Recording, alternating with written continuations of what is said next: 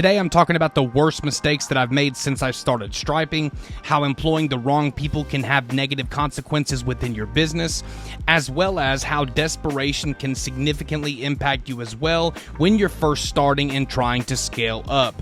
But before that, if you're interested in learning more about striping, how to get customers, and much more, be sure to check out the How to Stripe course. It will be the first link in the pinned comment section and the description. And if you send me a text, we can get you a significant discount, and you can be like Garrett that said, "Thanks, Chris the Striping Guy. I use the marketing strategy you teach in the How to Stripe course to land the work. I'm on track to do over just $150,000 this season just from marketing the way you taught. I can't believe it. I started my business in January of 2024, and it's going awesome. Also, pretty crazy that you can spend $30K on equipment and turn around a year later with $150K plus." Guys, Garrett started his business in 2024. We're not even halfway through the season, and he's already going to clear $150,000. Invest in yourself, get how to stripe, learn the trade, get customers, quit your job, text me for the discount. Let's get to the video. My next question is, what's the biggest mistake that you've made with this business so far, Chris? And you know, I know that particular job had some learning experiences on it. Maybe we could pull something from there. Is it anything with regards to hiring? Have you made any mistakes, with striping the lines, or just what's the biggest mistake you made, and how can guys kind of learn from that? Yeah, that's a good question. You're going to spend the first, 1 to 200 lines making mistakes. I mean, unless you actually come and get hands-on training, somebody comes and mentors you, or you actually know somebody that does striping. Like, if you do this all by yourself, even with training videos, like, you're going to still make mistakes in the beginning, processes. So I would just expect that. But I would say one of the worst mistakes that I made was hiring people that were not the right fit for our company. So we hired somebody, especially on that parking lot garage, on that parking lot striping job, on that garage. We brought them on the team. It was the first day that they worked. Like, it was the very, very, very first day. I said, "Hey, I want you to paint these beams. Just hand paint them. Don't worry about striping them with the machine. You don't know how to use it, and there's a learning curve. So just go ahead and hand paint it." And they kept telling me, it was a friend of my, it was a friend of a family member that works with me. And so the family member was like, "Oh yeah, hire him." So the first day I just told them, "Hey, I want you to do this, paint these beams."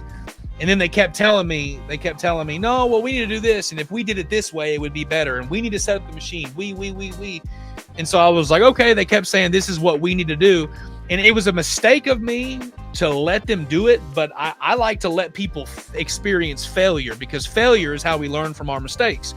So I said, okay. So I set the machine up for them.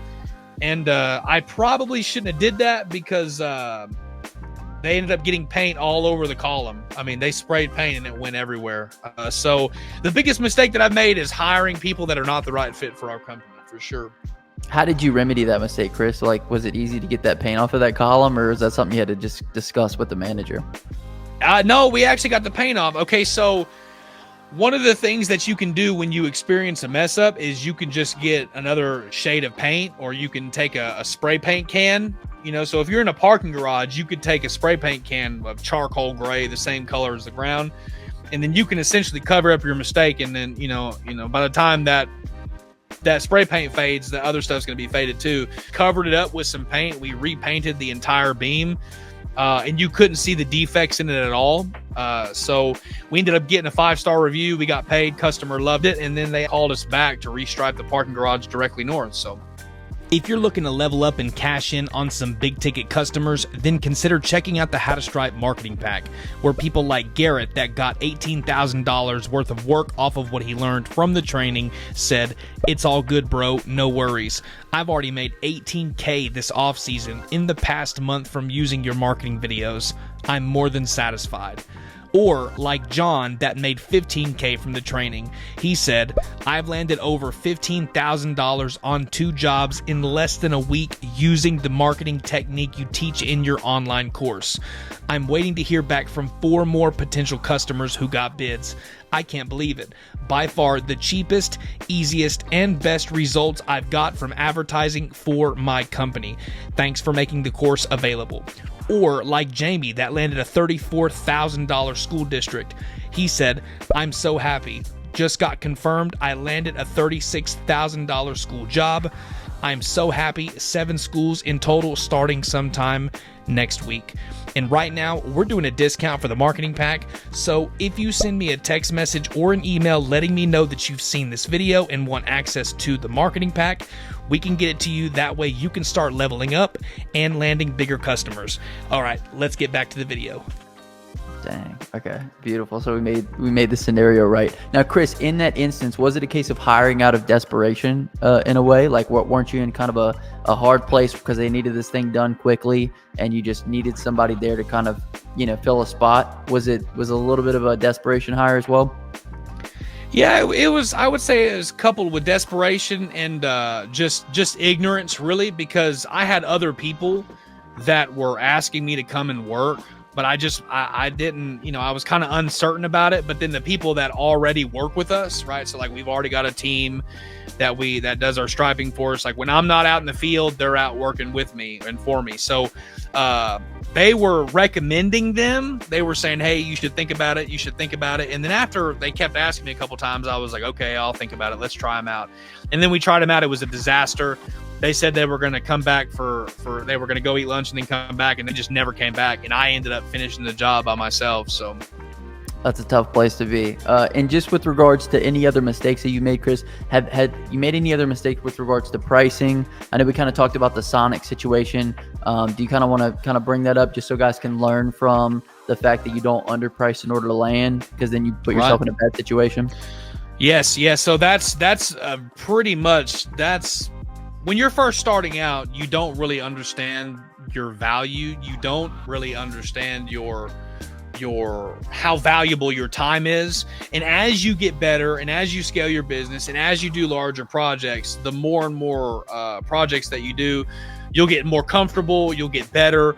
And so one of the first things that I did was I actually locked myself into an agreement with somebody for a flat rate on each location. And I shouldn't have did that, because I did that out of desperation. I did that because I was desperate to try to get a customer from the very beginning, whereas I should have positioned myself a lot better. But I went so low that they didn't want to go with anyone else, and I don't blame them, because they pretty much got the job done for free. Right. And so now you're in a situation where you're actually spending more money on the paint than kind of a break-even situation, if you will, right? If I bring the crew with me, I'm at a loss then. Like every time we do one and it's a bigger job, I'm at a loss because I got to pay for the paint and the equipment. So if at all possible, when I'm taking care of that customer, I think we've got a few locations left and then we'll kind of be done with our agreement. But when I'm working at their property, I'm usually doing it by myself because I don't want to take a hit and a negative on the employment costs. So it seems like, that's where a majority of people's problems come into play whenever we make decisions out of desperation. And so this can happen a lot early on in our business whenever, we take on agreements with people that in the short term seem like they're going to be great, but we don't actually think them through. I think that was kind of the situation, Chris, like flat rate for all these locations. It's like in your head, you're like, man, this is great. We're going to be making all this money because we have all these locations. But then at the end of the day, it's like, well, we didn't take into consideration the cost. So anyway, just with regards to your business, you want to make sure that you're taking these things into consideration. It's just hard whenever you're first starting out. All right, guys, hopefully this series on the steps to starting a profitable parking lot striping business has been beneficial for you. If you're new to the channel, don't forget to hit that subscribe button and that notification bell icon, and we will see you in the next video.